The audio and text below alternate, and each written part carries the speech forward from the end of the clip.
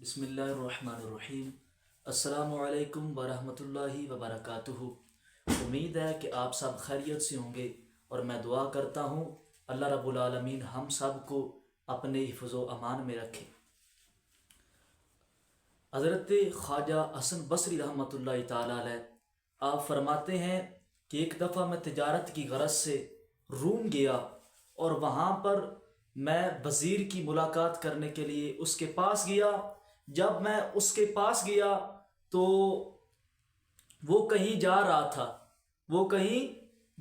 था। उसने मुझे कहा कि आपने भी साथ चलना है, तो मैंने कहा जी हाँ मैंने भी साथ चलना है। तो हम दोनों घोड़ों पर सवार हो गए और दोनों चलने लगे। जब हम जंगल में गए तो वहाँ पर मैं क्या देखता हूँ कि एक खैमा लगा हुआ है बहुत खूबसूरत, और कुछ फौजी सिपाही उस खैमे के गिर्द तवाफ़ कर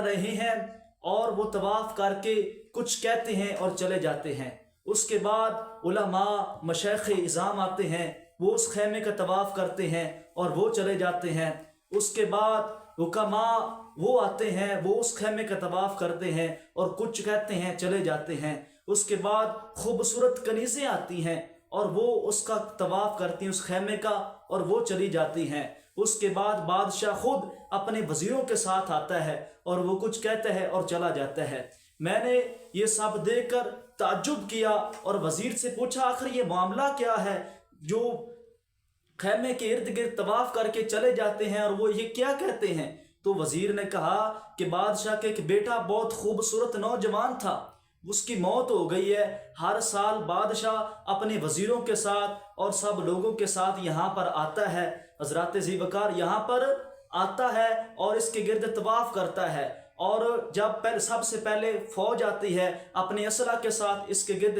तवाफ़ करती है और वो ये कहती है अगर जंग के ज़रिए मौत को रोकना मुमकिन होता तो हम ज़रूर रोक लेते, लेकिन अल्लाह रब्बुल आलमीन से जंग करना नामुमकिन है। इसके बाद उलमा और मशाइख़ इज़ाम आते हैं, वो इसका तवाफ़ करते हैं और वो कहते हैं कि अगर दुआओं के ज़रिए मौत को रोकना आसान होता है, मौत को रोकना मुमकिन होता तो हम ज़रूर रोक लेते। हज़रत ज़ीवकार उसके बाद हुक्मा आते हैं, वो कहते हैं अगर अक्ल व हिकमत के ज़रिए मौत को टाला जा सकता तो हम मौत को ज़रूर टाल लेते। तो हज़रत ज़ीवकार इसके बाद खूबसूरत कनीज़ें आती हैं, वो कहती हैं कि अगर हुस्न व जमाल के ज़रिए मौत को रोका जा सकता तो हम मौत को ज़रूर रोक लेती। उसके बाद बादशाह खुद आता है अपने वज़ीरों के साथ और वो कहता है कि मेरे प्यारे बेटे, मैंने असला के साथ सिपाहियों को लाया और मशाइख़ इज़ाम को लाया, बहुत कोशिश की कि मौत को टाला जा सके,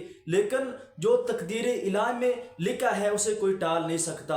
और वो आखिरी सलाम कह के वापस चला जाता है। हज़रत ज़ीवकार इससे हमें ये सबक मिलता है कि मौत जब आएगी तो उसे कोई भी नहीं टाल सकता, कोई भी उसको दूर नहीं कर सकता। हज़रत ज़ीवकार इसलिए हमें हर वक्त मौत की तैयारी करनी चाहिए, कब्र को याद करना चाहिए, कब्र को याद करना चाहिए। हज़रत ज़ीवकार कब्र की शिद्दत से और उसकी तकलीफ़ से अल्लाह रब्बुल आलमीन हमें महफूज फरमाए और हमें उसके महफूज रहने की दुआ करनी चाहिए, क्योंकि कब्र की तकलीफ़ और शिद्दत के बारे में ज़िक्र करते हुए हुज़ूर नबी करीम अलैहिस्सलातु वस्सलाम का मुबारक इरशाद है। हुज़ूर नबी करीम अलैहिस्सलातु वस्सलाम ने फरमाया कि मौत की इतनी तकलीफ़ होती है जितनी 300 बार तलवार मारने की तकलीफ़ होती है।